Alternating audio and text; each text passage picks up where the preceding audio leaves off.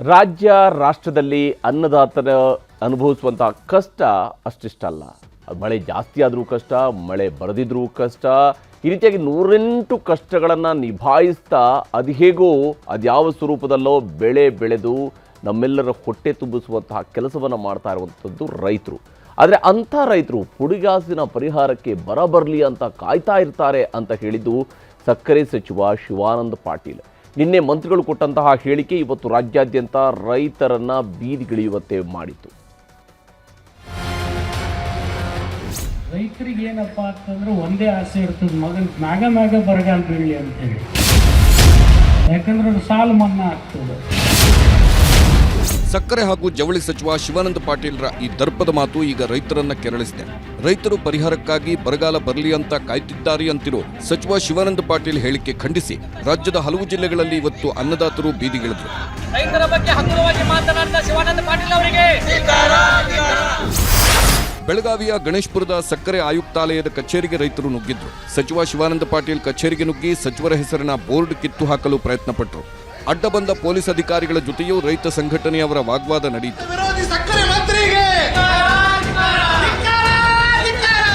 ಇಂಥ ಬುದ್ಧಿಗೇಡಿ ಸ್ಟೇಟ್ಮೆಂಟ್ ಏನು ಮತ್ತು ಇಂಥ ಹೊಣೆಗಾರಿಕೆ ಇಲ್ದಿರುವಂತ ಹೇಳಿಕೆಯನ್ನ ಕೊಡೋದ್ರ ಮುಖಾಂತರ ಸಂಪೂರ್ಣ ರೈತ ಕುಲಕ್ಕೆ ಅಪಮಾನ ಮಾಡುವಂತದ್ದು. ಇಂಥ ಹೇಳಿಕೆಯನ್ನ ಈಗ ಶಿವಾನಂದ ಪಾಟೀಲ್ರು ರೈತರಿಗೆ ಅಪಮಾನ ಮಾಡಿರೋದನ್ನ ಅದನ್ನ ನಾವು ಖಂಡಿಸಿ ಇಡೀ ರಾಜ್ಯಾದ್ಯಂತ ಹೋರಾಟಗಳು ಮೂವ್ಮೆಂಟ್ ಆಗ್ತದ.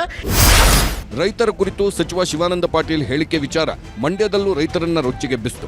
ರೈತರು ಸಂಜೆ ವೃತ್ತದಲ್ಲಿ ರಸ್ತೆ ತಡೆದು ಸಚಿವರ ಪ್ರತಿಕೃತಿ ದಹಿಸಿ ಆಕ್ರೋಶ ಹೊರಹಾಕಿದ್ರು. ರೈತರ ಕುರಿತು ಅವಹೇಳನಕಾರಿಯಾಗಿ ಮಾತನಾಡಿರೋ ಶಿವಾನಂದ ಪಾಟೀಲ್ನನ್ನ ಸಚಿವ ಸ್ಥಾನದಿಂದ ವಜಾಗೊಳಿಸುವಂತೆ ಪ್ರತಿಭಟನಾಕಾರರು ಒತ್ತಾಯಿಸಿದ್ದಾರೆ.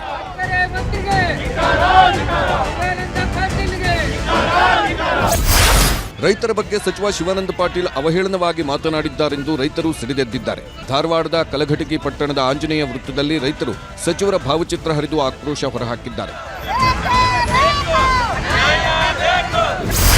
ಚಾಮರಾಜನಗರದಲ್ಲೂ ಸಚಿವ ಶಿವಾನಂದ ಪಾಟೀಲ್ರ ವಿರುದ್ಧ ಗುಂಡ್ಲುಪೇಟೆಯಲ್ಲಿ ರಾಷ್ಟ್ರೀಯ ಹೆದ್ದಾರಿ 766ರಲ್ಲಿ ಪ್ರತಿಭಟನೆ ನಡೆಯಿತು.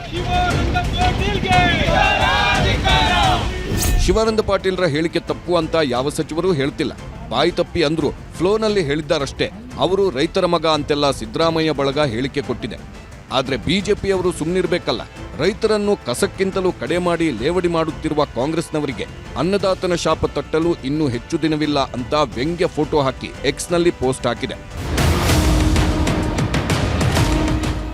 ಕಾಂಗ್ರೆಸ್ ಸರ್ಕಾರ ಅಧಿಕಾರಕ್ಕೆ ಬಂದ ಮೇಲೆ ರೈತರ ಆತ್ಮಹತ್ಯೆ ಹೆಚ್ಚಾಗಿದೆ ಅಂತಾನು ಬಿಜೆಪಿ ನಾಯಕರು ವಾಗ್ದಾಳಿ ಮಾಡಿದ್ರು. ದುರಂತ ಸಿದ್ದರಾಮಯ್ಯನವರು ಮುಖ್ಯಮಂತ್ರಿ ಇದ್ದಾಗೆಲ್ಲ ರೈತರ ಆತ್ಮಹತ್ಯೆಗಳು ಹೆಚ್ಚಾಗ್ತವೆ. ಇಲ್ಲಿಯವರೆಗೆ ರೈತರಿಗೆ ಭರವಸೆಯನ್ನ ಮೂಡಿಸುವಂತಹ ಯಾವ ಹೇಳಿಕೆಯನ್ನು ಈ ಸರ್ಕಾರ ಕೊಟ್ಟಿಲ್ಲ. ಸಚಿವರು ರೈತರ ಜೀವದ ಜೊತೆಗೆ ಬದುಕಿನ ಜೊತೆಗೆ ಚೆಲ್ಲಾಟವಾಡುವಂತಹ ಭಾವನೆಯಿಂದ ಹೊರಬರಬೇಕು. ರೈತರ ವಿಷಯದಲ್ಲಿ ಯಾವುದೇ ಸರ್ಕಾರ ಇರಲಿ, ಯಾವುದೇ ಪಕ್ಷದ ನಾಯಕನಾಗಿರಲಿ, ನಾಲ್ಗೆ ಹರಿಬಿಡೋದು ಸೂಕ್ತವಲ್ಲ. ಬಾಯಿ ತಪ್ಪಿ ಹೇಳಿಕೆ ಕೊಟ್ಟಿದ್ದು ಅನ್ನೋದನ್ನ ಬಿಟ್ಟು ನಾಲ್ಗೆ ಹಿಡಿತದಲ್ಲಿ ಇಟ್ಕೊಳ್ಬೇಕು ಅನ್ನೋದು ರೈತರ ನೇರ ಎಚ್ಚರಿಕೆ. Bureau report, news 18. ಕನ್ನಡಿಗರ ಮೆಚ್ಚಿನ ನಿಮ್ಮ ನ್ಯೂಸ್ 18 ಕನ್ನಡ ಈಗ ವಾಟ್ಸ್ಆಪ್ನಲ್ಲಿಯೂ ಲಭ್ಯ. ಕರ್ನಾಟಕ ಮತ್ತು ದೇಶ ವಿದೇಶದ 360 ಡಿಗ್ರಿ ಸುದ್ದಿ ವಿವರವನ್ನ ನೀವು ನಿಮ್ಮ ಕೈ ಬೆರಳುಗಳಲ್ಲಿಯೇ ಪಡೆಯೋದಿಕ್ಕೆ ಈ QR ಕೋಡ್ ಅನ್ನ ಸ್ಕ್ಯಾನ್ ಮಾಡಿ. ನಮ್ಮ ಚಾನೆಲ್ ಅನ್ನ ಫಾಲೋ ಮಾಡಿ, ನೋಟಿಫಿಕೇಶನ್ ಆನ್ ಮಾಡಿ.